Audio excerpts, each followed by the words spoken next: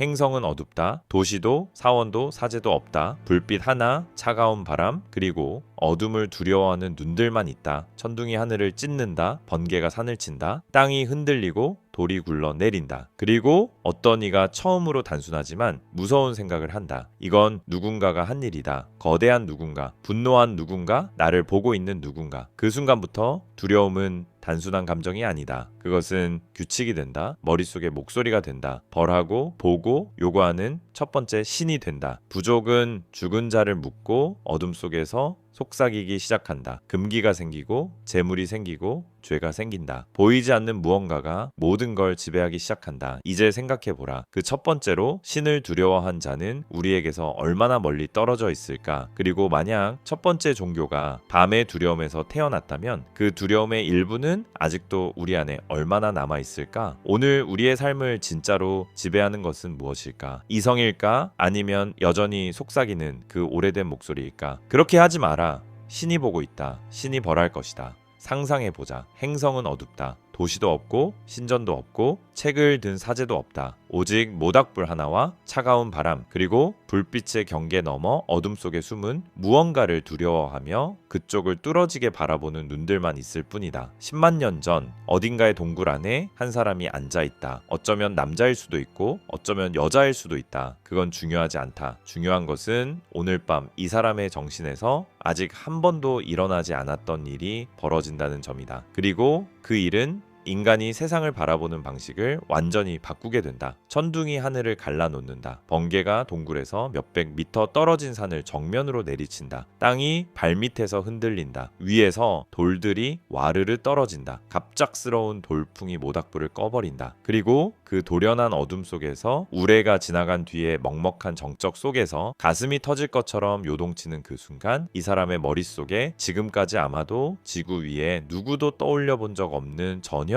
새로운 생각이 처음으로 떠오른다. 이건 누군가가 한 거야. 그냥 일어난 일이다가 아니다. 자연이 원래 그렇게 작동한다도 아니다. 이건 누군가가 한 것이다. 거대한 누군가, 강한 누군가, 나를 보고 있는 누군가. 어쩌면 나에게 화가 난 존재, 나를 벌주는 존재. 동물들도 천둥을 무서워한다. 늑대는 숨고 새들은 울음을 멈춘다. 심지어 사자도 번개가 일으킨 산불을 피해 도망간다. 하지만 동물들은 이렇게 생각하지 않는다. 누군가가 나를 노리고 일부러 이런 일을 벌였다고 인간은 그렇게 생각한다. 그리고 이 생각은 단지 무섭기만 한 것으로 끝나지 않는다. 이 생각은 모든 것을 뒤집어 놓는다. 만약 누군가가 이 일을 했다면 그와 어떻게든 말을 주고받을 수 있다는 뜻이다. 그를 달랠 수 있다. 그를 진정시키려 시도할 수 있다. 아니면 더 심하게 두려워해야 할지도 모른다. 그는 지켜보고 알고 기억한다고 믿기 때문이다. 이 순간부터 두려움은 더 이상 단순한 감정이 아니다. 그것은 틀이 된다. 규칙이 된다. 돌에 새겨진 것이 아니라 머릿속에 쓰인 보이지 않는 법이 된다. 천둥은 더 이상 단지 소리가 아니다. 그것은 목소리다. 번개는 단순한 섬광이 아니다. 그것은 시선이다. 죽음은 단순한 끝이 아니다. 그것은 벌이 된다. 조금씩 한 걸음 한 걸음 이 보이지 않는 힘은 마치 부족의 모든 움직임을 지배하기 시작한다. 더 이상 추장은 최고 권력이 아니다.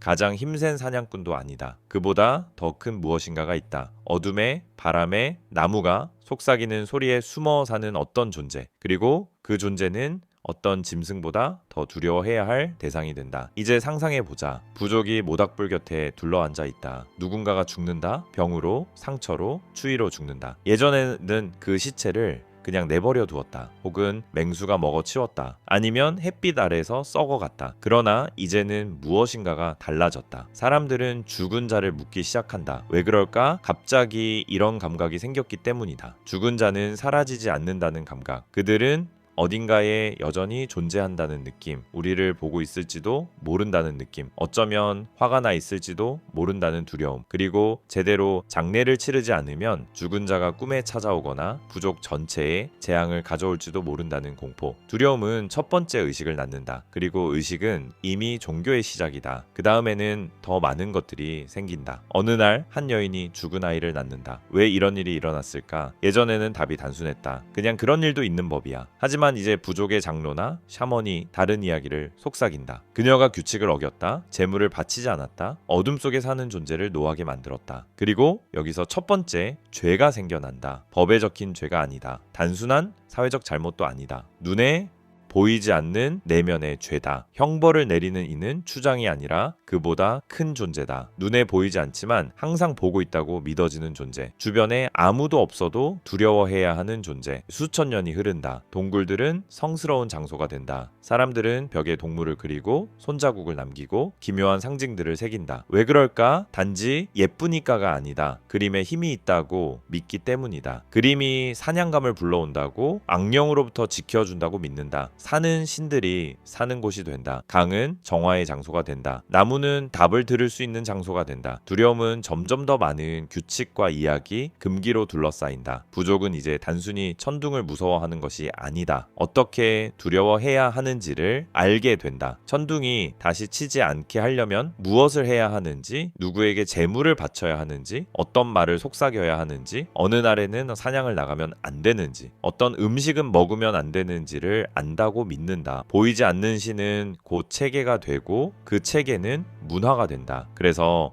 네가 모닥불 곁에 앉아 있을 때 더 이상 그냥 살 수가 없다. 너는 믿어야 한다. 너는 두려워해야 한다. 너는 따르고 지켜야 한다. 그렇지 않으면 하늘이 울부짖고 땅이 흔들리고 아이들이 죽는다. 그리고 부족 전체는 이것이 우연이 아니라고 안다. 이건 내 탓이다. 네 죄 때문이다. 네가 어둠 속에서 지켜보는 존재를 화나게 했다. 이제 가슴을 정면으로 치는 질문이 남는다. 신을 두려워했던 그 첫 번째 사람은 우리에게서 얼마나 멀리 떨어져 있을까? 그 원초적인 두려움의 얼마만큼이 아직도 우리 안에 살고 있을까? 어떤 말을 하면 안 된다는 금지 속에, 아무 이유 없이 느끼는 죄책감 속에, 누군가가 보고 있다, 누군가가 알고 있다 는 조용한 생각 속의 말이다. 그리고 첫 번째 종교가 어둠과 모닥불과 천둥 속에서 태어난 두려움에서 시작되었다면 오늘날 우리 삶을 진짜로 지배하는 것은 무엇일까? 이성일까? 아니면 여전히 속삭이는 그 오래된 목소리일까? 그렇게 하지 마라. 신이 보고 있다. 신이 벌을 준다. 이제 두려움은 이미 부족 안에 뿌리 내렸다. 불, 사냥, 잠처럼 삶의 일부가 된다. 그런데 갑자기 문제가 생긴다. 아주 단순하지만 끔찍할 만큼 실질적인 문제, 그리고 모든 것을 바꾸어 버리는 문제다. 만약 신들이 실제로 존재하고 우리를 지켜보고 벌을 내린다면 도대체 그들과 어떻게 말을 해야 할까? 그들이 무엇을 원하는지 어떻게 알 수 있을까? 그들이 또다시 번개나 병, 굶주림으로 누군가를 죽이기 전에 어떻게 그들을 달랠 수 있을까? 그리고 어느 날 부족 안에 한 사람이 나타나 이렇게 말한다. 나는 안다. 나는 보았다. 그들이 내게 말해 주었다. 그는 추장이 아니다. 가장 힘센 사냥꾼도 아니다. 다른 종류의 사람이다. 다른 이들이 보지 못하는 것에 접근할 수 있다고 주장하는 자. 신들이 모든 사람에게가 아니라 바로 자신에게 말을 건다고 말하는 사람. 첫 번째 샤먼, 첫 번째 제사장, 부족과 어둠 사이에 서서 그곳에서 들려오는 목소리를 통역해주는 첫 번째 사람. 처음에는 단지 조금 괴짜처럼 보이는 사람이었을 수도 있다. 남들보다 훨씬 더 선명한 꿈을 꾸는 사람. 천둥이 칠 때 몸을 부르르 떨며 쓰러지는 사람. 숲에서 이상한 버섯을 먹고 눈 속에 환영을 가득 담은 차에 돌아오는 사람. 밤에 죽은 자들과 이야기하며 그들이 자기에게 대답했다고 말하는 사람. 부족은 이런 사람을 의심스러운 눈으로 바라본다. 하지만 동시에 희망을 건다. 그가 정말로 신들의 목소리를 들을 수 있다면 모두를 구할 수 있을지도 모른다고 믿기 때문이다. 사냥이 잘 되게 하려면 무엇을 해야 하는지, 아이들이 죽지 않게 하려면 어떻게 해야 하는지, 번개가 동굴을 치지 않게 하려면 무엇을 내놓아야 하는지 말해줄 수 있다고 믿는다. 그리고 어느 날 샤먼이 말한다. 신들은 재물을 원하신다. 단지 모닥불 곁에 놓는 음식이 아니다. 죽인 사슴의 피만도 아니다. 그보다 더 큰 무엇, 정말로 소중한 무엇을 요구한다. 어쩌면 가장 좋은 고기일 수도 있고 어쩌면 가장 아름다운 목걸이일 수도 있다. 그리고 가장 어두운 시대에는 심지어 사람일 수도 있다. 부족은 망설인다. 미친 짓처럼 들리기 때문이다. 그러나 샤먼은 모닥불빛 속에서 이글거리는 눈으로 서서 말한다. 만약 그렇게 하지 않으면 우리 모두 죽을 것이다. 나는 보았다. 신들이 나에게 말씀하셨다. 그리고 부족은 그렇게 한다. 두려움이 의심보다 더 강하기 때문이다. 다음 날 사냥이 기가 막히게 잘 될 수도 있다. 오랫동안 내리지 않던 비가 마침내 내릴 수도 있다. 혹은 병이 갑자기 물러갈 수도 있다. 그러면 샤먼은 말한다. 봤지? 신들이 재물을 받으셨다. 그분들이 만족하신 거다. 그렇다면 아무 일도 일어나지 않으면 어떨까? 재앙이 어쨌든 닥쳐온다면 그에 대한 답도 준비되어 있다. 샤먼은 담담하게 설명한다. 너희가 뭔가를 잘못했다. 의식을 어겼다. 아니면 너희 중 누군가가 말하지 않은 죄를 숨기고 있다.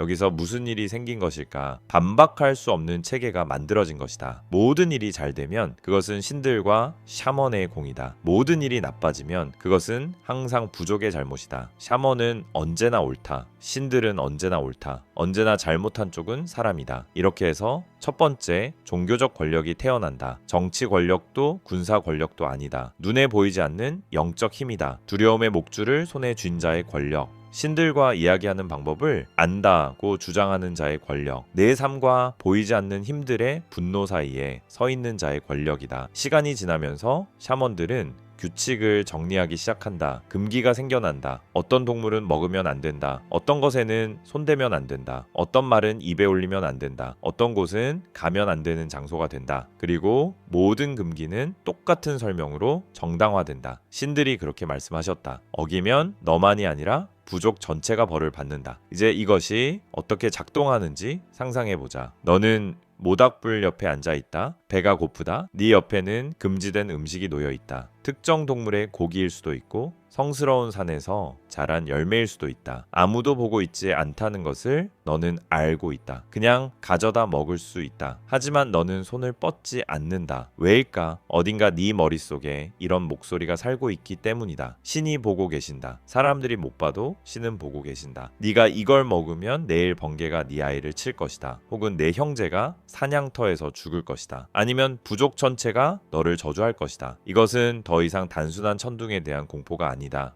자기 자신에 대한 공포다. 자신의 욕망에 대한 공포, 자기 생각에 대한 공포다. 신들은 이제 더 이상 하늘이나 산에만 살지 않는다. 그들은 네 머릿속에 거처를 잡는다. 안에서 바라본다. 그리고 가장 무서운 점은 너는 그들로부터 도망칠 수 없다는 것이다. 추장에게서 도망칠 수는 있다. 적에게서 숨을 수도 있다. 그러나 네 의식 속에 앉아있는 신들로부터는 도망칠 수 없다. 그렇다면 샤먼은 어떨까? 그는 이제 단순한 부족의 일원이 아니다. 특권을 누리는 존재가 된다. 다른 사람들에게는 금지된 것들도 그에게는 허용된다. 왜냐하면 그는 신들과 대화하는 자이기 때문이다. 그는 가장 좋은 음식을 받고 가장 좋은 거처를 차지하고 가장 큰 존경을 받는다. 그리고 무엇보다 중요한 것은 그는 무기가 밖에 없어도 권력을 행사할 수 있다는 점이다. 각자의 머릿속에 사는 두려움을 통해 지배하는 권력. 이렇게 해서 신에 대한 두려움은 사회적 구조로, 위계 질서로, 아무도 곁에 없을 때조차 작동하는 통제 시스템으로 변한다. 가장 효율적인 감옥은 머릿속에 지어진 감옥이기 때문이다. 이제 부족에는 이미 샤먼이 있다. 규칙도 있다. 거의 모든 발걸음을 지배하는 두려움도 있다. 그런데 이제 그보다 더 이상한 일이 일어난다. 겉으로 보면 완전히 말이 안 되는 일. 하지만 바로 그것이 모든 것을 뒤집어 버린다. 부족들은 살아있는 사람보다 죽은 사람에게 더 많은 힘과 자원을 쓰기 시작한다. 한번 생각해보자. 너는 매일이 생존 투쟁인 세계에서 살고 있다. 사냥을 해야 하고 먹을 것을 찾아야 하고 맹수에게서 숨어야 하고 거처를 지어야 하고 아이들을 돌봐야 한다. 시간과 에너지는 전혀 남지 않는다. 매 순간 고기 한 점 한 점이 다 소중하다. 그런데 어느 날 부족 안에서 누군가가 죽는다. 예전에는 시신을 그냥 두거나 조금 옆으로 끌어다 놓거나 별다른 행동 없이 대충 묻어버렸다. 하지만 이제는 다르다. 이제 부족은 멈춰선다. 깊은 구덩이를 판다. 시신을 어떤 정해진 자세로 눕힌다. 얼굴을 동쪽으로 향하게 혹은 어머니 자궁 속 태아처럼 웅크린 자세로 곁에는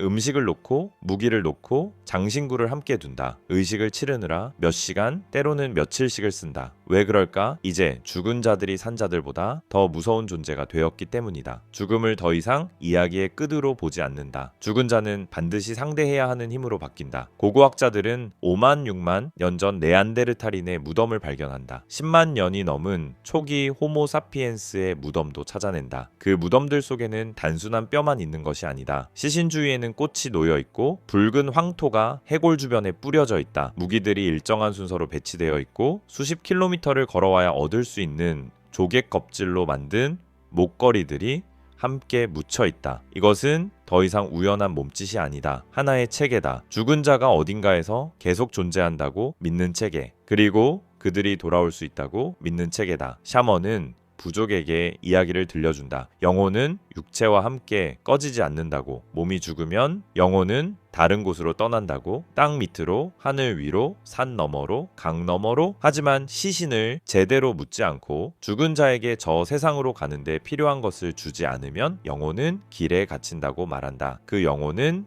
사악해지고 귀신이 되어 돌아와 산 자들을 괴롭힌다고 말한다. 그러자 부족은 신보다 죽은 자를 더 두려워하기 시작한다. 신은 어딘가 멀리 있다고 느껴진다. 하지만 어제까지 내 옆에 앉아있던 죽은 아버지는 바로 코앞의 존재였다. 상상해보자. 네 아버지가 죽었다. 너는 그를 사랑했다. 그런데 샤먼이 너에게 이렇게 말한다. 만약 네가 아버지의 가장 좋은 창을 무덤에 넣지 않으면, 만약 재물을 바치지 않으면, 만약 의식을 정확히 수행하지 않으면 그는 돌아올 것이다. 그리고 그때 돌아오는 것은 더 이상 네 아버지가 아니다. 완전히 다른 무엇, 끔찍한 무엇이 될 것이다. 너는 그 말을 믿고 창을 무덤에 넣는다. 그렇게 하면 너는 스스로 무기를 잃는다. 너는 재물을 바치느라 음식을 내준다. 그래서 네 배는 고프다. 그럼에도 불구하고 너는 그렇게 한다. 두려움이 상식과 본능적인 절약보다 더 강하기 때문이다. 그런데 여기서 또 하나의 중요한 변화가 일어난다. 죽은 자들이 조상으로 변한다. 그리고 조상은 새로운 신이 된다. 생전에 위대한 사냥꾼이었던 너의 할아버지는 이제 단순한 고인이 아니다. 샤먼의 말에 따르면 그는 저 세상에서 지켜보고 있는 존재다. 그는 부족을 지키기도 하고 누군가가 그의 관습을 어기면 벌을 내리기도 한다. 샤먼은 이렇게 말한다. 나는 네 할아버지의 영혼과 이야기했다. 그는 지금 화가 나 있다. 네가 사냥을 잘못하고 있다라고 한다. 네가 어른들의 말을 듣지 않는다고 한다. 그리고 갑자기 죽은 할아버지는 너를 통제하는 도구가 된다. 그는 단순한 추억이 아니다. 그는 실존하는 존재가 된다. 네가 생전에 그가 세운 규칙을 지키도록 요구하는 힘이 된다. 이렇게 해서 과거가 현재를 지배하기 시작한다. 죽은 자가 산 자를 지배하기 시작한다. 전통이 신성해진다. 그것이 지금도 지켜보고 있고 불순종하면 벌을 내리는 조상들에 의해 승인된 것이라고 믿기 때문이다. 어떤 부족들은 여기서 한 걸음 더 나아간다. 죽은 자의 형상을 본뜬 작은 조각상을 만들기 시작한다. 동굴벽에 그들의 얼굴을 그린다. 조상들의 영이 항상 머무른다고 믿는 힘의 장소를 만든다. 그리고 그런 곳에는 반드시 찾아가야 한다. 재물을 바치고 허락을 구하고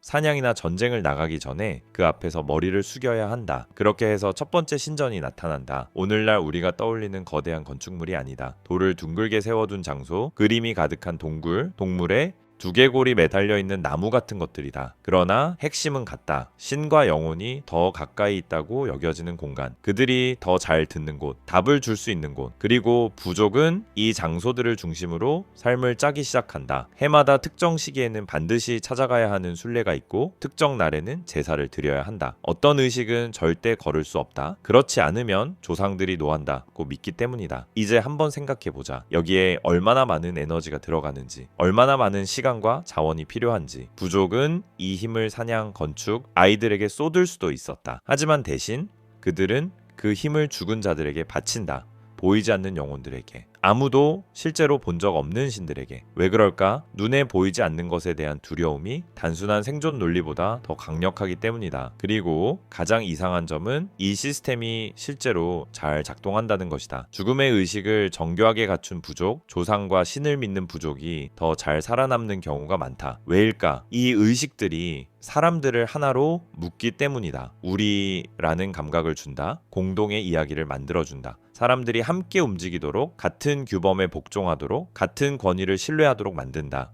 종교는 사회를 붙잡아 두는 접착제가 된다. 서로 겁에 질려 따로따로 존재하던 사람들 모임을 하나의 믿음, 하나의 두려움, 같은 신에게 복종하는 공동체로 바꾼다. 그리고 이 두려움을 쥐고 있는 사람, 샤먼, 사제, 장로는 육체적으로 더 강해서가 아니라 눈에 보이지 않는 것을 손에 쥐고 있기 때문에 권력을 얻는다. 산자와 죽은 자 사이에 서 있는 사람, 부족과 신들 사이에 서 있는 사람, 여기서 모든 것의 열쇠가 드러난다. 첫 번째 종교는 신에 대한 사랑에서 태어나지 않았다. 신에 대한 두려움에서 자라났다. 두려움을 이용한 통제에서 태어났다. 보이지 않는 것이 보이는 것을 지배하고 죽은 자가 산 자에게 규칙을 명령하며 모든 발걸음이 법이 아니라 양심의 속삭임, 신이 보고 있다, 조상들이 보고 있다, 어기지 마라 에 의해 통제되는 시스템에서 태어난 것이다. 이제 죽은 자들은 이미 산 자를 지배하고 있다. 조상은 신이 되었다. 의식은 법이 되었다. 하지만 이제 종교는 한 걸음 더 나아간다. 어두운 걸음. 오늘의 우리에게는 공포스럽게 보이지만 그들에게는 두려움의 논리가 당연히 밀려간 결과처럼 보였던 그 한 걸음. 신들이 피를 요구하기 시작한다. 처음에는 모든 것이 단순해 보인다. 너는 사냥해서 사슴을 잡는다. 그리고 그 고기의 일부를 신에게 남겨둔다. 모닥불 옆 바위 위에 한 조각을 올리거나 불 속에 던져 연기가 하늘로 네가 믿기로는 영원히 사는 곳으로 올라가게 한다. 너를 살려준 존재와 전리품을 나눈다는 생각이다. 하지만 곧 무언가가 변한다. 음식만 바쳐서는 충분하지 않은 것처럼 느껴지기 시작한다. 샤먼의 말에 따르면 신들은 불만족해한다. 가뭄은 계속된다. 병은 사라지지 않는다. 이웃 부족은 전쟁에서 계속 승리한다. 그리고 이제 온 세상을 설명해야 하는 책임을 짊어진 샤먼은 묻는다. 고기와 곡식 말고 신들이 원할 수 있는 것은 무엇인가? 그리고 어느 날 그는 하나의 답을 만들어낸다. 무섭지만 아주 단순한 답. 신들은 생명을 원한다. 이미 죽은 동물의 고기가 아니라 살아있는 것이 죽어가는 바로 그 순간 자체를 원한다고 믿는다. 살아있던 것이 갑자기 더 이상 살아있지 않게 되는 순간, 그 찰나에 힘이 있다고, 한 세계에서 다른 세계로 넘어가는 마법이 있다고 믿는다. 처음에는 이 역시 동물이다. 하지만 사냥 중 우연히 잡힌 동물이 아니다. 특별히 고른 동물이다. 특별히 기르고 장식하고 정해진 날, 정해진 시간, 정해진 방식으로 죽이는 짐승, 의식용 제물, 먹기 위한 피가 아니라 신을 위한 피다. 고고학자들은 이런 관습의 흔적을 전 세계에서 발견한다. 특정한 패턴으로 가지런히 놓인 동물 뼈들, 피가 스며든 채 색이 변한 돌재단. 일상적인 사용 흔적은 거의 없지만 한 가지 용도, 제사를 위한 도살의 자국만 남은 칼과 도끼들. 그러다 시간이 더 흘러 어느 부족의 역사에서 가장 어두운 시기, 가장 절망적인 순간이 찾아오면 이 피조차 부족하다고 느끼게 된다. 신들은 더 많은 것을 요구하기 시작한다. 이제 그들은 인간의 피를 원한다. 처음에는 우연처럼 시작되었을지도 모른다. 누군가가 의식 도중 죽는다. 병으로, 탈진으로, 사고로 죽는다. 그러자 샤먼이 말한다. 봤느냐? 신들이 그를 제물로 데려가셨다. 그 뒤로 비가 내렸다. 신들은 만족하셨다. 혹은 이웃과의 전쟁에서 포로를 단순히 죽이는 데서 그치지 않는다. 그들을 제물로 바친다. 샤먼이 말하기 때문이다. 그들의 피는 우리를 강하게 만들 것이다. 그들의 영혼은 저 세상에서 우리의 종이 될 것이다. 적은 신들에게 바치는 연료가 된다. 그리고 그 다음 이것이 가장 끔찍한데 제물이 되는 것은 적도 포로도 아니다. 바로 자기 부족 사람들이다. 가장 오래된 문화들에서는 우리가 인신공의라고 부르는 관습의 흔적이 보인다. 부장품으로 시종, 아내, 전사들의 시신이 함께 묻힌 무덤들. 그들은 자연사한 것이 아니다. 우두머리나 샤먼을 저 세상으로 모시고 가기 위해 의도적으로 죽임을 당했다. 더 끔찍한 경우도 있다. 바로 아이들이다. 어떤 고대 사회에서는 건물의 기초 아래 아기들의 뼈가 묻힌 흔적이 발견된다. 왜 그랬을까? 집이나 신전의 바닥에 아이의 생명을 심어두면 신들이 그 건물을 무너지지 않게 지켜준다고 믿었기 때문이다. 돌을 단단하게 하기 위해 그 밑에 삶 하나를 바친 것이다. 부족들은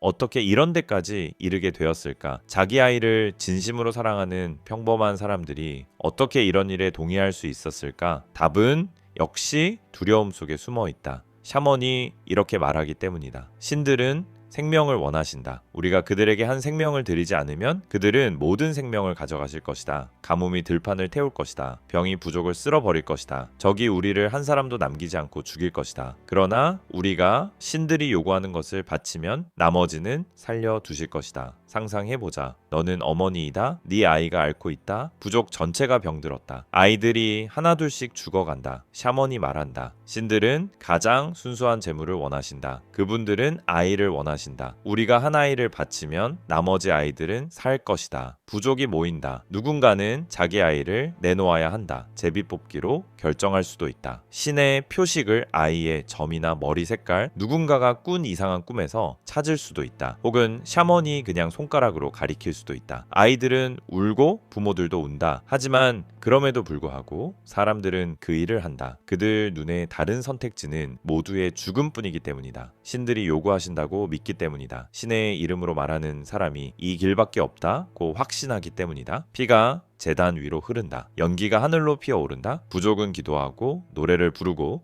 울부짖고 집단적인 광란 속에서 몸을 떤다. 그리고 곧 무거운 침묵이 내려앉는다. 다음 날 정말로 비가 쏟아질 수도 있다. 혹은 누군가의 병이 갑자기 나을 수도 있다. 그러면 샤먼은 말한다. 봤느냐? 신들이 재물을 받으셨다. 우리는 옳은 일을 했다. 그렇지 않다면, 아무 일도 변하지 않는다면 그때의 대답도 이미 정해져 있다. 신들에게는 아직 부족하다. 우리가 무엇인가를 잘못했다. 혹은 너희 중 누군가가 감춰진 죄를 숨기고 있다. 그리고 다시 반박할 수 없는 체계가 작동한다. 모든 일이 잘 되면 신들은 만족하신다. 모든 일이 나빠지면 우리가 충분히 바치지 않았거나 그들의 뜻을 어겼기 때문이다. 제사장은 언제나 옳다. 신은 언제나 옳다. 언제나 잘못한 쪽은 인간이다. 이렇게 해서 종교는 단순한 믿음의 체계를 넘어서게 된다. 그것은 의식화된 죽음의 기계가 된다. 두려움을 집어삼키고 살인을 토해내는 장치가 된다. 본래 악하지 않았던 평범한 사람들이 보이지 않는 힘의 이름으로 끔찍한 일을 하게 만드는 구조. 그리고 가장 무서운 점은 이 모든 것이 증오 때문이 아니라 사랑 때문에 작동한다는 사실이다. 사람들은 10명의 아이를 살리기 위해 한 아이를 제물로 바친다고 믿는다. 포로 한 명을 죽여서 자기 부족의 전사들이 살아 돌아오게 해준다고 믿는다. 제단 위에 피를 흘리며 이것만이 부족을 살리는 유일한 길이라고 진심으로 믿는다. 신에 대한 두려움은 어느 순간 어떤 인간다움보다 강해진다. 사랑보다 강해진다. 건전한 이성보다 강해진다. 바로 이 지점에서 종교는 자신의 완전한 힘에 도달한다. 그것은 더 이상 생각만 통제하지 않는다. 일상의 행동만 지배하는 것도 아니다. 생명과 죽음 그 자체를 쥐고 흔든다. 누가 살고 누가 죽는지를 결정하는 힘이 된다. 그리고 이 모든 것이 어쩌면 한 번도 실제로 존재한 적 없는 신들, 단지 사람들 머릿속 아주 오래된 아주 깊은 두려움의 형상에 불과했을지도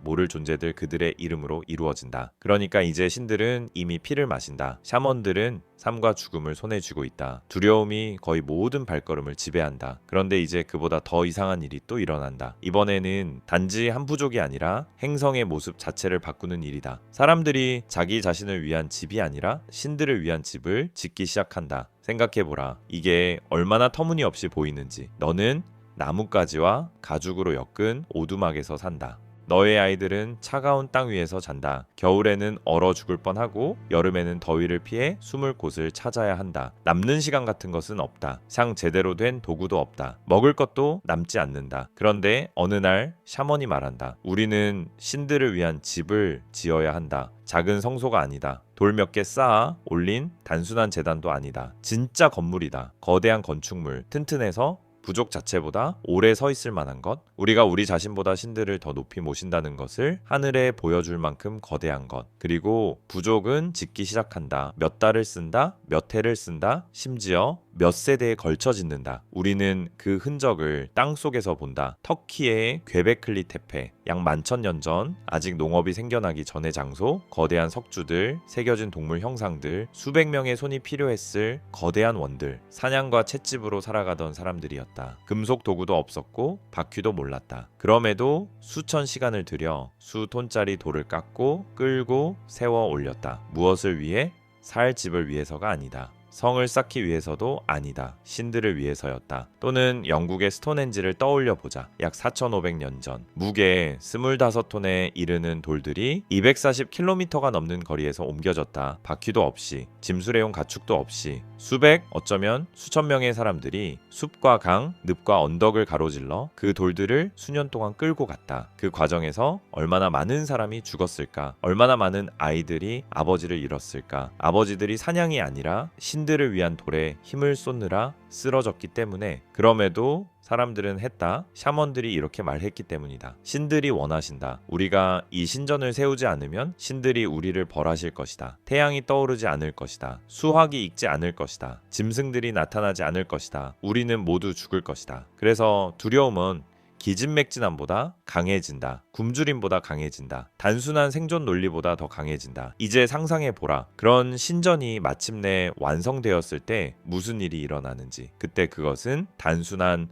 돌무더기가 아니다. 부족, 삶 전체의 중심이 된다. 모두가 정해진 날에 찾아오는 곳, 의식이 열리는 곳, 재물의 피가 흘러내리는 곳, 샤먼들이 신들과 대화한다고 말하는 곳. 갑자기 지리 자체가 신성해진다. 모든 땅이 같은 땅이 아니다. 사는 곳, 사냥하는 곳, 잠자는 곳 같은 보통 땅이 있고 신들이 사는 성스러운 땅이 있다. 그곳은 마음대로 걸을 수 있는 곳이 아니다. 그곳에 들어갈 때는 신발을 벗어야 하고 목소리를 낮춰야 하고 한 걸음 한 걸음이 누군가가 지켜보고 있다는 의식 속에서 옮겨져야 한다. 순례가 생겨난다. 사람들이 며칠씩 걸어 신전에 도착한다. 가장 좋은 음식을 가져온다. 가장 귀한 것을 바친다. 자기 자신을 위해서가 아니다. 신들을 위해, 그리고 신을 섬긴다는 사제들을 위해. 사제들의 삶은 이제 완전히 달라진다. 그들은 사냥하지 않는다. 열매를 따러 나가지 않는다. 초라한 오두막을 짓지 않는다. 그들은 오직 신을 섬기기만 한다. 그리고 부족은 그들을 먹이고 입히고 지킨다. 사제들이야말로 믿음 속에서 사람들과 하늘의 분노 사이에 서 있는 존재라고 여겨지기 때문이다. 시간이 흐르면서 거대한 신전 주변에는 처음으로 상설 거주지가 생겨난다. 잠깐 머물다 떠나는 사냥꾼들의 캠프가 아니라 진짜 마을. 사람들은 성소 가까이에 자리 잡는다. 신들 곁에 있고 싶기 때문이다. 이곳이 더 안전하다고 믿기 때문이다. 여기서는 신들이 지켜준다고 믿기 때문이다. 그리고 어느 순간 혁명이 일어난다. 때를 따라 이동하던 사람들이 자리를 잡는다. 정착민이 된다. 신전을 짓는 사람들을 먹이기 위해, 사제들을 먹이기 위해, 제사에 바칠 양식을 비축하기 위해 직접 곡식을 키우기 시작한다. 일부 고고학자들은 이렇게 추측한다. 인류를 농업으로 떠밀어 넣은 힘은 차가운 계산이 아니라 종교였을지도 모른다고. 그저 자기 배를 채우기 위해서가 아니라 신들을 먹이기 위해서, 신의 이름으로 말하는 자들을 먹이기 위해서 사람들이 농사를 시작했을지 모른다고. 아이러니하지 않은가? 인류가 떠돌이 생활을 벌이고 정착으로 옮겨가고 농업을 발명하고 문명의 첫 요소들을 쌓아 올린 이유가 편안함과 풍요 때문이 아니라 두려움 때문이었을 수도 있다는 사실. 보이지 않는 신들과 그 신들의 대리인들을 배불리기 위한 욕망 때문이었을지도 모른다는 사실. 신전은 단순한 예배 장소를 넘어서게 된다. 경제의 중심이 된다. 곡식이 보관되는 곳, 물물 교환이 이루어지는 곳, 사제들이 최초의 기록을 남기는 곳, 얼마나 많은 밀을 가져왔는지, 얼마나 많은 짐승이 제물로 바쳐졌는지, 누가 아직 신에게 빚이 있는지, 누가 이미 자신의 성스러운 빚을 갚았는지 적어두는 곳. 첫 번째 관료제, 첫 번째 세금이 생겨난다. 왕을 위한 세금이 아니다. 아직 왕은 없다. 신을 위한 세금이다. 신정과 이것이 없으면 신들이 모두를 쓸어버릴 것이라고 말하는 자들을 위한 세금. 그리고 사람들은 낸다. 가장 좋은 곡식을 바친다. 가장 좋은 가축을 바친다. 가장 귀한 직물을 바친다. 풍족해서가 아니다.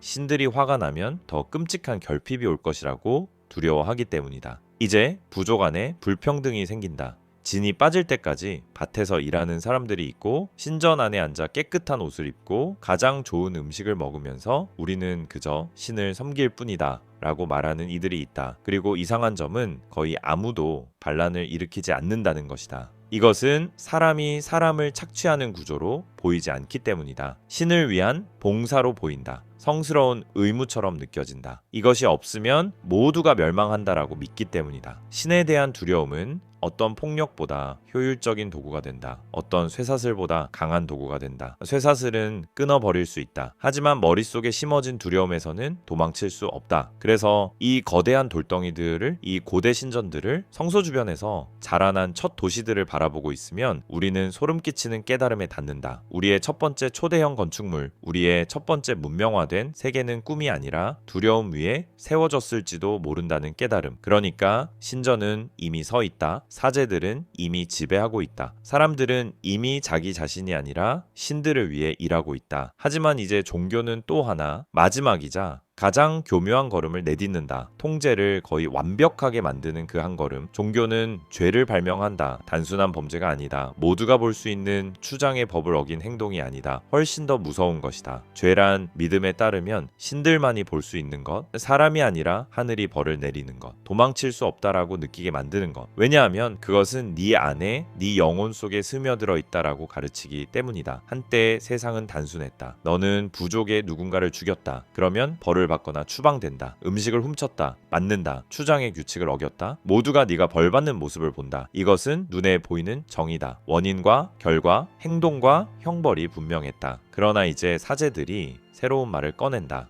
그들은 이렇게 주장한다. 추장이 아무 말도 하지 않아도 신들이 금지한 행동들이 있다고. 그 어떤 사람도 눈치채지 못해도 하늘은 보고 있는 생각들이 있다고 실제로 행동으로 옮기지 않았더라도 욕망 자체가 이미 벌받아야 할 것이라고. 너는 아무도 죽이지 않았다. 하지만 죽이고 싶다고 생각했다. 죄, 너는 아무것도 훔치지 않았다. 하지만 훔치고 싶다는 욕망을 느꼈다. 죄, 너는 이웃의 아내와 자지 않았다. 하지만 욕망의 눈빛으로 쳐다보았다. 죄, 순간 통제의 영역이 끝없이 늘어난다. 이제 중요한 것은 네가 무엇을 했는가만이 아니다. 네가 무엇을 생각하는지, 무엇을 느끼는지, 주변에 아무도 없을 때 너의 머릿속에서 무슨 일이 일어나는지가 중요해진다. 신들은 사람들은 믿도록 배운 대로라면 모든 것을 본다고 한다. 심지어 네가 스스로 인정하기 싫어하는 생각들까지도. 이것이 어떻게 작동하는지 상상해보라. 너는 모닥불 곁에 앉아있다. 이웃의 아내가 옆을 지나간다. 너는 그녀가 마음에 든다. 너의 시선이 필요한 순간보다 아주 조금 더 오래 머문다. 아무 말도 하지 않는다. 아무 행동도 하지 않는다. 그녀는 눈치조차 채지 못한다. 하지만 그날 밤 의식 중에 사제는 천천히 사람들 얼굴을 훑어보며 이렇게 말한다. 너희 중 누군가의 마음에 죄가 있다. 나는 그것을 느낀다. 신들이 내게 보여주셨다. 누군가가 남의 것을 탐냈다. 그 때문에 신들이 온 부족에게 노하고 계시다. 너의 속이 갑자기 서늘해진다. 어떻게 알았을까? 그는 정말로 신들과 이야기하는 걸까? 그들은 정말 네 생각을 보고 있는 걸까? 어쩌면 사제는 단지 인간을 잘 아는 것뿐일지도 모른다. 누구에게나 비밀스러운 욕망이 있다라는 것을, 부끄러운 생각이 있다라는 것을, 숨겨진 충동이 있다라는 것을 안다. 그는 세부 내용을 알 필요가 없다. 누군가가 죄를 지었다라고 말하기만 하면 거의 모든 사람이 속으로 이렇게 생각한다. 아마 내 대한 말일 거야. 이렇게 해서 신에 대한 두려움은 서서히 자기 자신에 대한 두려움으로 바뀐다. 자신의 생각에 대한 두려움, 자신의 감정에 대한 두려움, 죄를 씻는 의식이 생겨난다. 너는 사제에게 가야 한다. 네 생각을 고백해야 한다. 네 욕망을 털어놓아야 한다. 신들이 용서하시도록 재물을 바쳐야 한다. 그리고 사제는 듣는다. 기억한다. 마치 머릿속에 장부를 쓰듯이 저장해둔다. 이제 그는 너의 비밀을 안다. 너의 약점을 안다. 네가 진짜로 두려워하는 것이 무엇인지 안다. 그는 네 행동만이 아니라 네가 스스로를 어떤 사람이라고 생각하는지, 네 영혼 자체에 대한 권력을 얻는다. 어떤 부족들은 여기서도 멈추지 않는다. 그들은 죄의 목록을 만든다. 길고 복잡한 목록. 무엇을 해서는 안 되는지, 무엇을 생각해서는 안 되는지, 무엇을 느껴서는 안 되는지에 대한 세세한 규정들. 어떤 음식은 먹어서는 안 된다. 어떤 물건은 만져서는 안 된다. 어떤 말은 입에 올려서는 안 된다. 어떤 것들은 심지어 생각만 해도 안 되는 것들이다. 그리고 목록이 길어질수록 죄책감은 더 무거워진다. 모든 규칙을 지키는 것은 불가능하기 때문이다. 모든 생각을 통제할 수는 없다. 완전히 깨끗하게 사는 것은 애초에 불가능하다. 그래서 결국 모두가 언제나 어느 정도 죄인이다. 모두가 늘 죄책감을 느낀다. 모두가 끊임없이 용서가 필요하다. 이것이 사제들의 권력을 거의 완전하게 만든다. 이제 사람들은 1년에 한 번 열리는 큰 축제 때만 사제에게 의존하는 것이 아니다. 매일 매순간 너는 아침에 눈을 뜨자마자 스스로에게 묻는다. 어제 나는 신들을 노하게 하지 않았을까? 내 안에 어떤 숨겨진 죄가 있지는 않을까? 너는 사냥을 나서면서 두려워한다. 빈손으로 돌아오면 그건 내가 알지도 못하는 죄 때문에 신들이 나를 벌하시는 증거일지도 몰라. 네 아이가 병에 걸렸다. 너의 죄 때문이다. 가뭄이 수확을 말려버렸다. 누군가가 죄를 지었고 신들이 모두를 함께 벌하고 계신 것이다. 이웃 부족이 쳐들어와 네 형제를 죽였다. 너희 부족이 하늘 앞에서 충분히 깨끗하지 않기 때문이다. 어떤 불행이든 죄에 대한 형벌로 설명된다. 그리고 사제에게는 늘 준비된 해답이 있다. 더 많은 재물, 더 많은 의식, 더 많은 복종, 더 많은 자기 부정. 이렇게 해서 종교는 거의 완벽한 통제 시스템을 세운다. 죄책감이 의식의 구조 속에 그대로 박혀 있는 구조. 인간의 본성 자체가 죄라고 선포된 구조에서는 그 누구도 완전히 무고할 수 없다. 너에게 욕망이 있다. 죄, 너는 분노를 느낀다. 죄, 너는 사제를 의심하거나 질문을 던진다. 가장 무거운 죄. 이 시스템에서 가장 어두운 점은 이 모든 것이 단지 벌에 대한 공포만으로 유지되는 것이 아니라는 것이다. 이 구조는 사람들의 진심 어린 믿음 위에 서 있다. 사람들은 실제로 죄책감을 느낀다. 실제로 신을 두려워한다. 정말로 믿는다. 각각의 나쁜 생각이 하늘이 보고 있는 실제 범죄라고. 아이를 잃은 어머니는 그냥 슬퍼하는 데서 끝나지 않는다. 그녀는 자신을 갉아먹는다. 내가 뭘 잘못한 거지? 신들이 벌하신 죄가 도대체 뭐였을까? 사냥에서 빈손으로 돌아온 사냥꾼은 그냥 실망하는 데서 끝나지 않는다. 신들이 내게서 얼굴을 돌리셨다. 나는 부정하다 라고 생각한다. 전쟁에서 진 추장은 더 나은 전략만 고민하지 않는다. 그는 사제를 찾아가 묻는다. 우리가 무엇을 잘못했나? 왜 신들이 우리 편에 서 계시지 않았나? 이렇게 해서 신에 대한 두려움은 서서히 자기 존재 전체에 대한 두려움으로 바뀐다. 나는 충분히 좋은 사람이 아니다. 나는 충분히 깨끗하지 않다. 나는 살아있을 자격이 부족하다. 는 감각이 마음속에 상주하게 된다. 그리고 이 짐을 조금이라도 덜어낼 수 있는 거의 유일한 길은 하나뿐이다. 더 많이 복종하는 것, 더 많은 재물을 바치는 것, 더 많은 의식을 수행하는 것, 사제의 말에 더 철저히 따르는 것. 왜냐하면 사람들이 듣게 된 이야기 속에서라면 오직 그들만이 신의 뜻을 안다. 오직 그들만이 너의 죄를 씻어줄 수 있다. 오직 그들만이 너를 다시 깨끗하게 만들 수 있다. 단 네가 순종하고 그들이 요구하는 것을 몽땅 바칠 때에 한해서. 이렇게 해서 종교는 단순한 신념 체계를 넘어서 심리적 감옥이 된다. 각자가 스스로를 감시하는 감옥. 죄책감이 쇠사슬이 되고 신들에 대한 두려움이 절대 잠들지 않는 야간 경비원이 되는 감옥. 그러니까 신전은 이미 서 있다. 사제들은 이미 지배하고 있다. 사람들은 이미 자기 자신이 아니라 신들을 위해 일하고 있다. 하지만 이제 종교는 마지막 가장 정교한 걸음을 내딛는다. 통제를 거의 절대적인 수준으로 끌어올리는 걸음. 종교는 죄를 발명한다. 단순한 범죄가 아니다. 모두가 볼 수 있는 추장의 법을 어기는 행위가 아니다. 훨씬 더 무서운 무엇이다. 죄란 사제들이 말하듯 신들만이 볼 수 있는 것. 사람이 아니라 하늘이 벌을 내리는 것, 도망칠 수 없다라고 느껴지는 것. 왜냐하면 그것은 네 안에, 네 영혼 속에 산다라고 가르치기 때문이다. 예전에는 모든 것이 단순했다. 너는 부족 사람을 죽였다. 그러면 벌을 받거나 추방된다. 너는 음식을 훔쳤다. 맞는다. 너는 추장의 규칙을 어겼다. 모두가 네가 형벌을 받는 것을 본다. 그것은 보이는 정의였다. 원인과 결과, 행동과 응보가 분명했다. 그러나 이제 사제들은 전혀 다른 이야기를 한다. 그들은 말한다. 추장이 아무 말도 하지 않아도 신이 금지한 행위들이 있다고. 어떤 사람도 눈치채지 못해도 하늘이 보고 있는 생각들이 있다고. 실제로 행동으로 옮기지 않았더라도 욕망 자체가 이미 벌받아야 할 것이라고. 너는 아무도 죽이지 않았다. 하지만 죽이고 싶다고 생각했다. 죄, 너는 아무것도 훔치지 않았다. 하지만 훔치고 싶다는 욕망을 느꼈다. 죄, 너는 이웃의 아내와 자지 않았다. 하지만 욕망 어린 시선으로 그녀를 바라보았다. 죄, 갑자기 통제의 영역이 끝없이 늘어난다. 이제 중요한 것은 네가 무엇을 했는가만이 아니다. 네가 무엇을 생각하는지, 무엇을 느끼는지, 주변에 아무도 없을 때 네 머릿속에서 무슨 일이 일어나는지가 중요해진다. 신들은 네가 배운 대로라면 모든 것을 본다. 심지어 네가 스스로 인정하기 두려워하는 생각들까지도. 이것이 한 장면 안에서 어떻게 작동하는지 상상해보라. 너는 모닥불 곁에 앉아있다. 이웃의 아내가 곁을 지나간다. 너는 그녀를 좋아한다. 너의 시선이 필요한 순간보다 아주 조금 더 오래 머문다. 아무 말도 하지 않는다. 아무 행동도 하지 않는다. 그녀는 눈치조차 채지 못한다. 하지만 저녁 의식에서 사제는 천천히 사람들의 얼굴을 훑어보며 말한다. 너희 중 누군가의 마음에 죄가 있다. 나는 그것을 느낀다. 신들이 내게 보여주셨다. 누군가가 남의 것을 탐냈다. 그 때문에 신들이 온 부족에게 노하고 계신다. 너의 속이 얼어붙는다. 어떻게 알았을까? 그는 정말 신들과 이야기하는 걸까? 정말로 내 생각을 보고 있는 걸까? 어쩌면 사제는 단지 인간이라는 존재를 잘 아는 것뿐일지도 모른다. 그는 안다.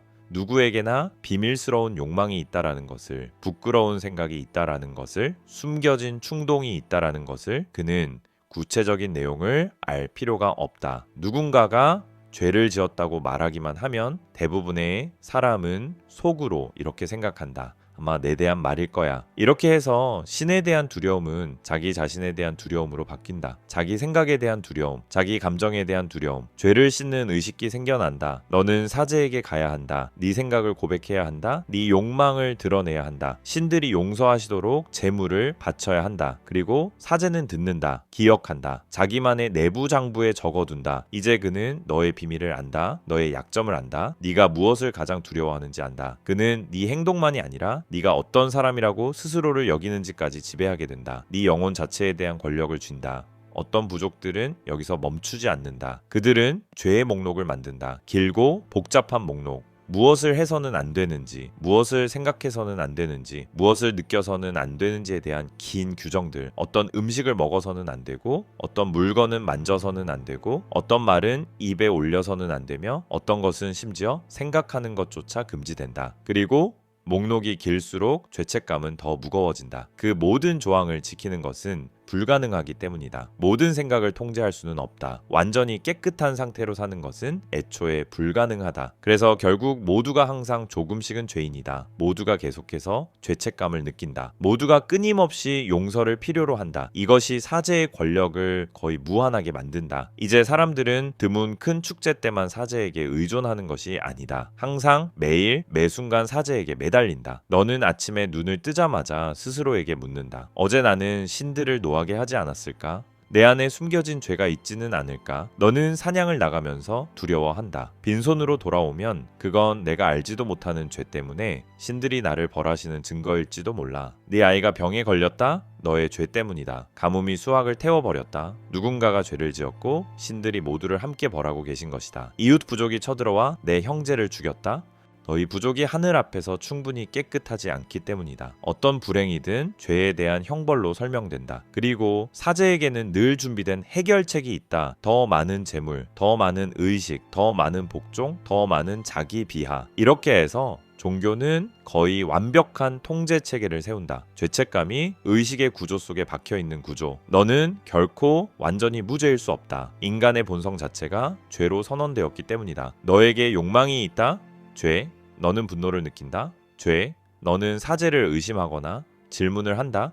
가장 무거운 죄. 이 시스템에서 가장 어두운 점은 이 모든 것이 단지 처벌에 대한 두려움만으로 유지되는 것이 아니라는 것이다. 이 구조는 사람들의 진심 어린 믿음 위에 서 있다. 사람들은 실제로 죄책감을 느낀다. 실제로 신을 두려워한다. 정말로 믿는다. 각각의 나쁜 생각이 하늘이 보고 있는 실제 범죄라고. 아이를 잃은 어머니는 그냥 슬퍼하는 데서 멈추지 않는다. 그녀는 자신을 갉아먹는다. 내가 뭘 잘못했지? 신들이 벌하신 죄가 도대체 뭐였을까? 사냥에서 빈손으로 돌아온 사냥꾼은 그냥 좌절하는 데서 끝나지 않는다. 신들이 내게서 등을 돌리셨다. 나는 부정하다 라고 생각한다. 전쟁에서 진추장은 더 나은 전략만 고민하지 않는다. 그는 사제를 찾아가 묻는다. 우리가 무엇을 잘못했나? 왜 신들이 우리 편에 서 계시지 않았나? 이렇게 해서 신에 대한 두려움은 서서히 자기 존재 전체에 대한 두려움으로 바뀐다. 나는 충분히 좋은 사람이 아니다. 나는 충분히 깨끗하지 않다. 나는 이 삶을 누릴 자격이 부족하다. 라는 감각이 마음 깊은 곳에 자리 잡는다. 그리고 이 짐을 조금이라도 덜어내는 거의 유일한 길은 더 많이 복종하는 것뿐이다. 더 많은 재물을 바치는 것, 더 많은 의식을 수행하는 것, 사제의 말에 더 철저히 따르는 것. 왜냐하면 사람들이 들은 이야기 속에서라면 바로 그들만이 신의 뜻을 안다. 바로 그들만이 너의 죄를 씻어줄 수 있다. 바로 그들만이 너를 다시 깨끗하게 만들 수 있다. 단 네가 순종하고 그들이 요구하는 것을 기꺼이 바칠 때에만. 이렇게 해서 종교는 더 이상 단순한 믿음의 체계가 아니다. 그것은 심리적인 감옥이 된다. 각자가 스스로의 감시자가 되는 감옥. 죄책감이 쇠사슬이 되고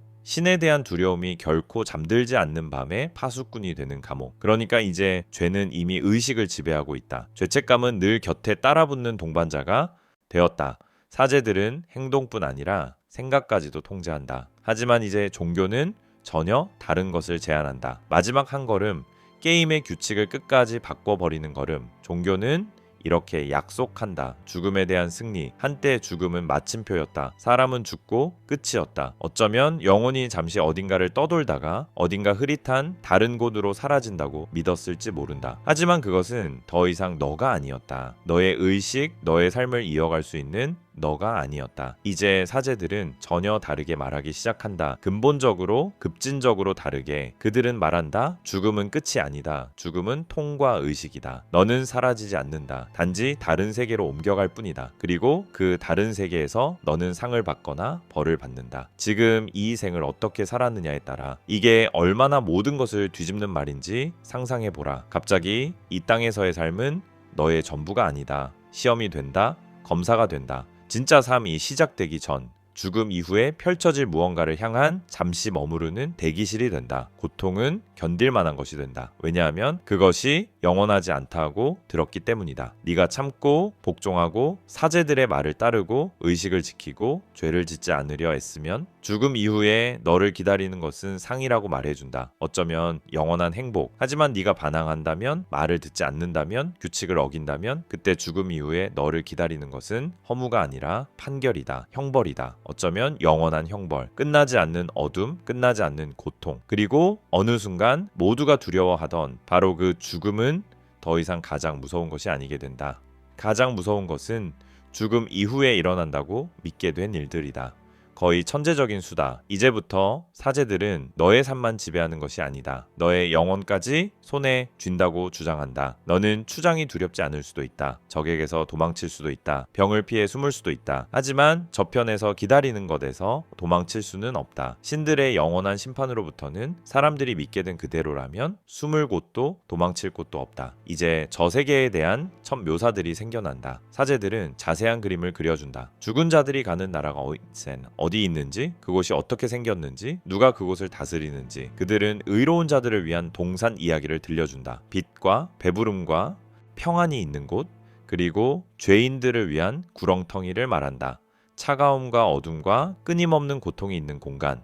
사람들은 숨을 죽이고 듣는다. 이것은 더 이상 모닥불 앞에 단순한 옛날 이야기가 아니다. 그들 자신의 영원한 운명 설명서처럼 들리기 때문이다. 이제 모든 행동은 새로운 의미를 얻는다. 너는 단지 천둥이나 가뭄이 무서워서 재물을 바치는 것이 아니다. 너는 지금 자신의 영원한 자리를 바꾸기 위해 그런 일을 한다고 믿는다. 너는 단지 사제가 지금 위험해서 복종하는 것이 아니다. 그가 의로운 자들의 동산으로 가는 길을 알고 있다고 믿기 때문에 따른다. 그리고 사제들의 권력은 진짜 절대적인 것에 가까워진다. 그들은 더 이상 너의 10년, 20년, 50년만 다루는 것이 아니다. 네 영혼의 영혼을 손에 쥐고 있다고 주장한다. 빛 속에 설지 어둠 속에 떨어질지 누가 결정하는가 규칙을 아는 자들 사제들이다. 그들은 네 죄와 선행을 마치 장부처럼 기록한다고 말한다. 네 죄를 속죄해 줄 수도 있고 너를 저주받은 자로 선언할 수도 있다. 어떤 문화들은 거기서 한 걸음 더 나아간다. 그들은 이렇게 말한다. 네가 죽은 뒤에도 산 사람들이 너의 운명에 영향을 미칠 수 있다고, 너를 위해 기도할 수 있고 너를 위해 제물을 바칠 수 있고 의식을 행해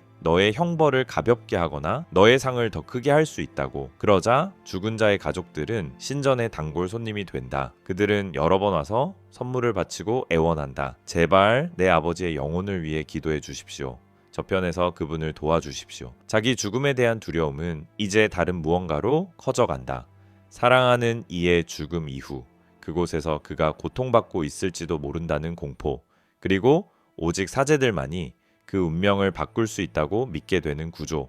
이렇게 해서 종교는 영원한 시스템이 된다. 사람이 태어날 때부터 죽을 때까지 따라다니고 사람들의 의식 속에서는 죽음 이후까지 따라붙는다. 너는 어느 순간도 완전히 자유롭지 않다. 심지어 죽은 뒤에도 너는 여전히 산자들이 너의 영혼을 위해 올바른 의식을 하는지에 달려있다고 믿게 된다. 그리고 가장 무서운 점은 이 시스템이 정말 잘 작동한다는 사실이다. 그 첫 번째 동굴 속 부족이 천둥에 떨던 밤에서 수십만 년이 흘렀지만 지금도 수십억의 사람들이 이렇게 묻는다. 나는 죽은 다음에 어떻게 될까? 뭐가 있을까가 아니라 무엇이 나를 기다릴까? 라고 묻는다. 죽음이 끝이 아니라는 생각이 너무 깊이 뿌리내려 마치 원래부터 너무나 당연한 것처럼 느껴지기 때문이다. 하지만 역사를 되돌려 보면 이 당연함은 그저 매우 오래된 아이디어일 뿐이다.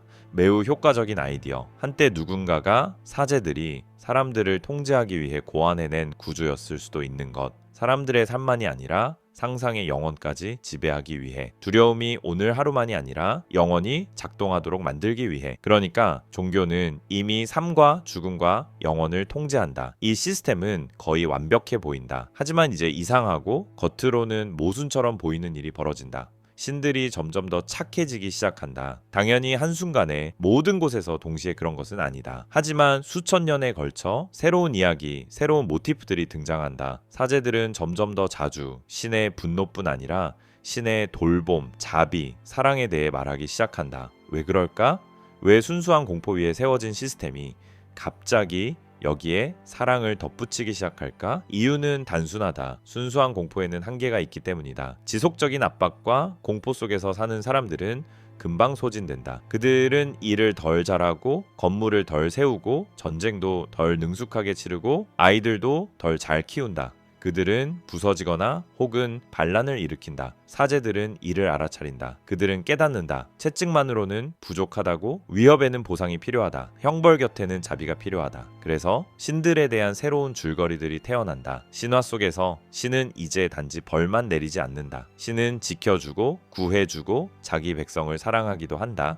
너는 재물을 바친다. 그러면 신은 단지 너를 벼락으로 치지 않는 것에 그치지 않는다. 사제의 말에 따르면 신은 축복한다. 건강을 주고 사냥에서 행운을 주고 가족을 지켜준다. 너는 의식을 지킨다. 그러면 신은 기뻐한다고 말해준다. 신은 만족했고 너는 그의 사랑받는 아이가 된다. 이렇게 해서 종교는 단지 채찍이 아니다. 위로가 된다. 기댈 곳이 된다. 희망의 근원이 된다. 고통받는 사람은 신전으로 와서 이런 말을 듣는다. 신들은 너의 고통을 보고 계신다. 그분들이 도와주실 것이다. 하지만 네가 믿는다면, 네가 참는다면, 네가 말을 잘 들으면 통제라는 관점에서는 이것이 순수한 공포보다 훨씬 더 유리하다. 이제 사람은 벌이 두려워서만 움직이지 않는다. 신의 사랑을 갈망한다. 인정을 원한다. 스스로 그 힘을 향해 다가간다. 자신을 묻고 있는 그 힘을 향해 사제들은 기꺼이 이 위로를 제공한다. 하지만 공짜로는 아니다. 복종의 대가로, 재물의 대가로, 완전한 헌신의 대가로. 이제 기도는 용서만을 위한 말이 아니다. 신이여 도와주십시오. 지켜주십시오. 힘을 주십시오. 사람은 느낀다. 신이 내 말을 듣고 있다고, 신이 나를 돌보고 있다고, 신이 나를 사랑한다고. 그런데 만약 기도가 통하지 않으면 어떻게 될까? 사람이 기도했는데도 재앙이 찾아오면 어떻게 될까? 사제들은 또 한 번 준비된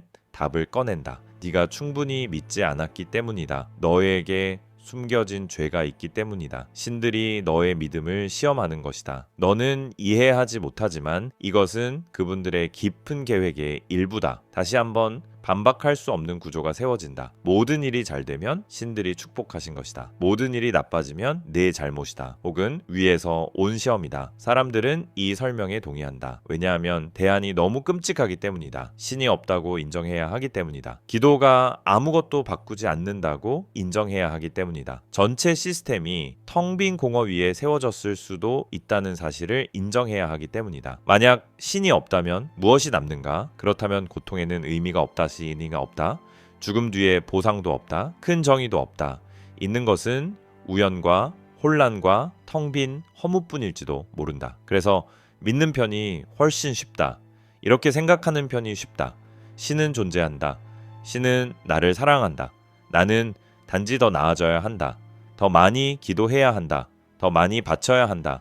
더 강하게 믿어야 한다. 이렇게 해서 종교는 단지 통제 장치가 아니다. 내적인 필요가 된다. 그 무엇 없이는 살 수 없을 것 같은 무엇. 세계의 의미를 부여하고 고통 속에서도 버틸 이유를 주는 무엇. 사제들은 이것을 아주 잘 안다. 그들은 이제 단지 공포를 주입하지 않는다. 위로한다. 영혼을 치료한다. 더 나은 미래를 약속한다. 사람들이 무언가 큰 것의 일부라고 느끼게 해주는 신앙 공동체를 만든다. 하지만 이 모든 사랑과 자비와 노래와 기도 아래에도 아직 조용히 숨쉬고 있는 것은 그 옛날의 공포다. 신의 분노에 대한 공포, 형벌에 대한 공포, 죽음 뒤에 영원한 어둠에 대한 공포. 신들은 더 착해진 것처럼 보인다. 그러나 공포는 사라지지 않았다. 단지 더 얇아졌을 뿐이다. 더 부드러워졌을 뿐이다. 더 교묘해졌을 뿐이다.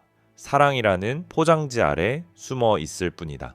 너는 신을 사랑한다. 그리고 동시에 신을 두려워한다. 너는 그분의 자비를 믿는다. 그리고 동시에 그분의 분노를 믿는다. 너는 상을 바란다. 그리고 형벌을 생각하며 떤다. 이것은 종교를 다루는 사람들에게 완벽한 균형이다. 이제 사람들은 공포 때문에만 복종하는 것이 아니다. 사랑 때문에도 복종한다. 그리고 사랑과 공포가 섞인 감정은 세상에서 가장 강한 족쇄가 된다. 이렇게 해서 천둥에 대한 공포에서 태어난 원시 종교는 점점 진화한다. 더 복잡해지고 더 섬세해지고 겉으로는 더 인간적이 된다. 하지만 가장 깊은 바닥에는 여전히 같은 메커니즘이 남아있다. 같은 통제 구조. 보이지 않는 것이 보이는 것을 지배하고 사제들이 사람과 하늘 사이에 서 있고 모든 발걸음, 모든 모든 생각, 모든 욕망이 신의 이름으로 말하는 자들, 이 만든 규칙에 종속되는 구조. 그리고 가장 이상한 점은 이 구조가 지금도 여전히 작동하고 있다는 사실이다. 수십만 년 동안 가장 발달한 사회들 속에서도, 가장 교육받았다는 사람들 속에서도 그 첫 부족의 두려움 속에 태어난 그 공포가 천둥치던 동굴 속에서 떨던 그 느낌이 시간보다 강했고 이성보다 끈질겼으며 어떤 문명보다도 오래 살아남았기 때문이다. 이제 우리는 동굴 위로 번쩍이던 첫 번개에서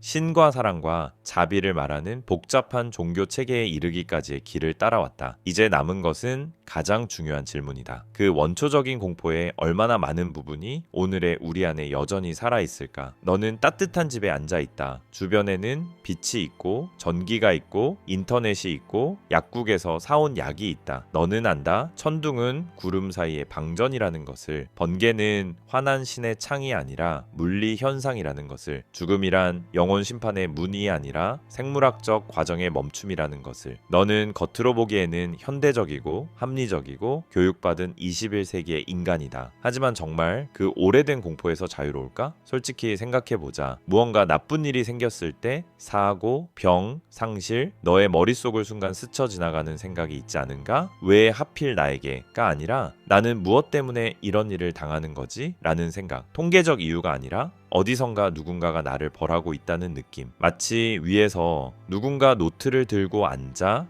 누구에게 어떤 형벌을 줄지 결정하고 있는 것 같은 감각. 네가 사회가 죄라고 부르는 일을 했을 때 아무도 보지 않았더라도 속에서 묵직한 죄책감이 올라오지 않는가? 논리적으로 설명되지 않는, 이해와 상관없는 배 안 깊은 곳에서 올라오는 이상한 느낌. 누군가가 벽 너머에서도 나를 보고 있다는 느낌. 죽음을 떠올릴 때 너를 가장 두렵게 하는 것은 단지 사라짐인가? 아니면 그 이후에 대해 묻는 질문인가? 그 다음에는 무엇이 있을까? 내 깊은 무의식 어딘가에 이런 그림이 숨어있지 않은가? 심판, 판결, 형벌, 어둠. 이것들은 우연이 아니다. 이것은 유산이다. 천둥 아래 떨던 그 첫 부족의 유산. 언어와 교육과 축제와 부끄러움과 옳고 그름이 감각 속에 수천 년 동안 쌓여온 종교적 통제의 유산. 너가 설령 무신론자라 해도, 너가 한 번도 신전에 가본 적이 없다 해도, 너가 의식적으로 모든 종교를 거부한다 해도 이 사고 패턴들은 여전히 너 안에서 작동할 수 있다. 왜냐하면 그것들은 유전자 대신 언어로 물려왔기 때문이다. 자장가로, 동화로, 꾸중으로, 충고로, 학교 수업으로. 어릴 때 들었던 수천 가지 작은 메시지들 속에 섞여 있었다. 그렇게 하면 안 돼. 그건 죄야. 착하게 굴어. 누가 보고 있어. 그러다 벌 받는다. 죽은 다음에 어떻게 될지 네가 어떻게 알아? 이 말들은 모닥불 곁에서 속삭였던 그 첫 문장의 직접적 후손들이다. 저기 누군가가 있다. 보고 있다. 벌을 내린다. 무서워해라. 그리고 가장 무서운 점은 이 시스템이 이제는 공식적인 사제가 없어도 잘 돌아간다는 것이다. 신전도 의식도 없어도. 왜냐하면 그것은 이미 우리 안에 들어와 있기 때문이다. 착함과 악함, 죄책감과 속죄, 삶의 의미와 실수의 대가에 대해 생각하는 방식 속에 이미 녹아 있기 때문이다. 종교는 변했다. 신의 이름은 바뀌었다. 의식은 더 복잡해졌다가 더 단순해졌다가 다시 복잡해졌다. 하지만 바닥의 구조는 그대로다. 보이지 않는 시선에 대한 공포. 언젠가 대답을 요구받을 것이라는 느낌. 오늘 우리는 천둥을 두려워하지 않는다. 하지만 우리는 업보를, 운명을, 우주의 정의를 두려워한다. 우리는 부족의 신들을 추상적인 개념으로 바꾸었을 뿐 메커니즘은 그대로다. 나보다 큰 무엇인가가 내 행동 하나하나를 보고 있고 언젠가 그것을 돌려줄 것이라는 믿음. 우리는 더 이상 돌 제단 위에 짐승을 올려놓지 않는다. 하지만 우리는 시간과 건강과 돈과 자유를 추상적인 우상에게 바친다. 성공, 평판, 올바른 이미지, 도덕적 청결함이라는 우상들에게. 우리는 아직도 보이지 않는 관객이 우리의 모든 발걸음을 평가하고 있다고 믿는 것처럼 산다. 우리는 더 이상 영혼을 달래기 위해 원시 의식대로 장례를 치르지는 않는다. 하지만 우리는 여전히 엄청난 돈을 장례, 묘비, 복잡한 의식에 쏟아붓는다. 이미 아무것도 느끼지 못하는 이들을 위해서가 아니라 제대로 해야 한다. 이렇게 하지 않으면 안 된다. 누군가 혹은 무언가 앞에서 부끄러울 것 같다는 살아있는 이들의 감각 때문에.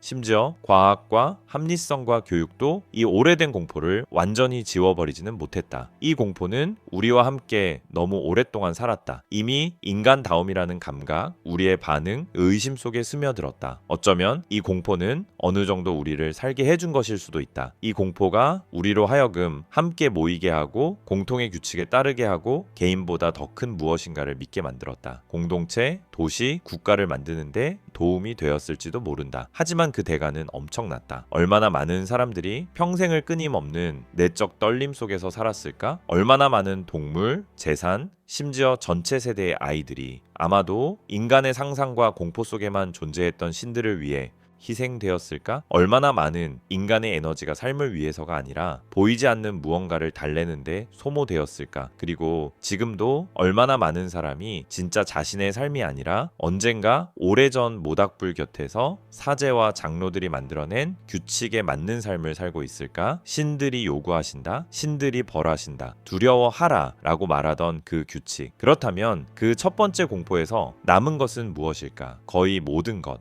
그 공포는 단지 가면을 바꾸었을 뿐이다. 이제는 도덕, 전통, 원래 그런 것, 상식이라는 이름을 쓰고 있다. 하지만 스스로를 잘 들여다보면 그 아래에 자주 숨어 있는 것은 그때와 똑같은 떨리는 목소리다. 어둠을 바라보며 속삭이던 그 목소리. 저기에 누군가 있다.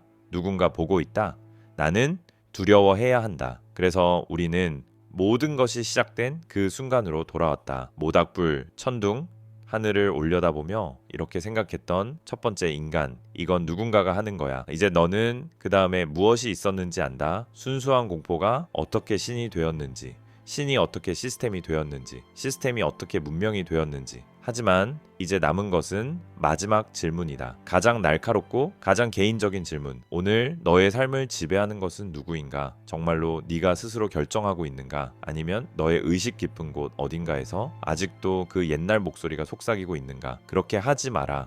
누군가가 보고 있다. 벌이 있을 것이다. 너는 정말로 너 자신의 규칙으로 살고 있는가? 아니면 수백, 수천 년 동안 보이지 않는 것에 대한 공포가 너의 머릿속에 심어놓은 규칙으로 살고 있는가? 너는 자유로운가? 아니면 아직도 수만 년 전 모닥불 곁에서 두려움으로 두드려 만들어진 족쇄를 차고 있는가? 어쩌면 너는 신을 믿는 사람일지도 모른다. 그렇다면 이 질문은 더 아프다. 너는 사랑으로 믿는가? 아니면 두려움으로 믿는가? 너는 기도하는가? 신과 이야기하고 싶어서? 아니면 기도하지 않으면 두렵기 때문에 너는 규칙을 지키는가? 그 규칙이 너에게 깊은 의미가 있기 때문에? 아니면 어딘가 깊은 곳에 지옥, 분노, 영원한 형벌에 대한 공포가 아직도 살아있기 때문에 네가 스스로에게 아주 솔직하게 물어볼 수 있을까? 지옥도 위에서의 심판도 영원한 형벌도 없다면 나는 지금과 똑같이 살 것인가? 아니면 무엇인가 달라질까? 어쩌면 너는 무신론자일지도 모른다. 너는 확신한다. 나는 이미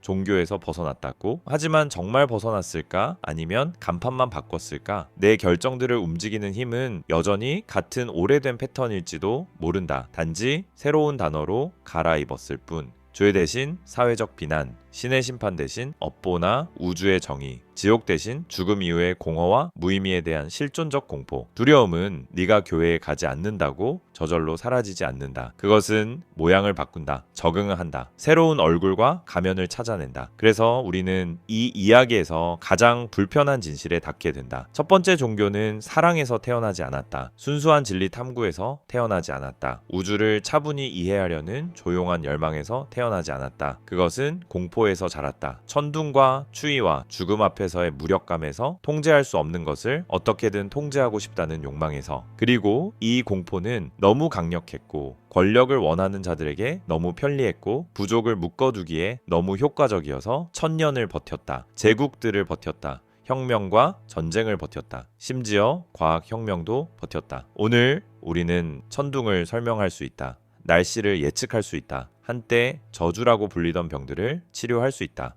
우리 선조들이 신들의 집이라고 상상했던 곳, 별들까지 로켓을 쏘아 올릴 수 있다. 하지만 우리는 여전히 그 오래된 느낌을 완전히 지우지 못했다. 누군가가 보고 있다는 느낌, 조심해라, 무서워해라, 복종해라 라고 속삭이는 내면의 목소리. 아마 이 공포는 영원히 인간의 일부로 남을지도 모른다. 우리는 그렇게 진화했을지도 모른다. 이 공포를 오래된 흉터처럼 항상 품고 다니도록 어쩌면 이 공포가 없었던 사회들은 그냥 살아남지 못했을지도 모른다. 그리고 우리는 최대한으로 두려워했던 이들의 후손들인지도 모른다. 하지만 또 다른 가능성이 있다. 가장 중요한 가능성. 우리는 이 공포를 보는 법을 배울 수 있다. 알아보는 법, 본래 이름으로 부르는 법. 도덕이라는 이름이 아니라, 전통이라는 이름이 아니라, 원래 그런 것이라는 이름이 아니라 그냥 공포. 한때 우리를 살게 도왔지만 오늘은 어쩌면 우리가 진짜로 살지 못하게 막는 원초적이고 비합리적인 공포. 이것을 깨달은 뒤 무엇을 할지는 너의 선택이다. 너는 이렇게 생각할 수도 있다. 이 공포는 여전히 필요해. 비록 공포에서 태어났더라도 종교는 구조를 주고 의미를 주고 공동체의 감각을 준다. 완전한 자유의 혼돈보다 옛 내면의 감시자를 품고 사는 편이 낫다. 혹은 다른 길을 선택할 수도 있다. 마음으로 믿는 것과 두려워서 믿는 것을 구분해 보려 할 수도 있다. 보이지 않는 신을 위해서가 아니라 지금 여기 살아있는 나 자신을 위해 규칙을 세워보려 할 수도 있다. 하지만 적어도 이제 너는 알고 있다. 모든 것이 어디에서 시작되었는지, 모닥불에서, 천둥에서, 목을 조르는 듯한 어둠에서 하늘을 올려다보며 이렇게 속삭인 첫 번째 인간에게서 이건 누군가가 하는 거야. 그 순간 공포는 신이 되었다. 그리고 이 신은 지금도 우리 곁을 걷고 있다. 각각의 하면 안 돼 라는 생각 안에,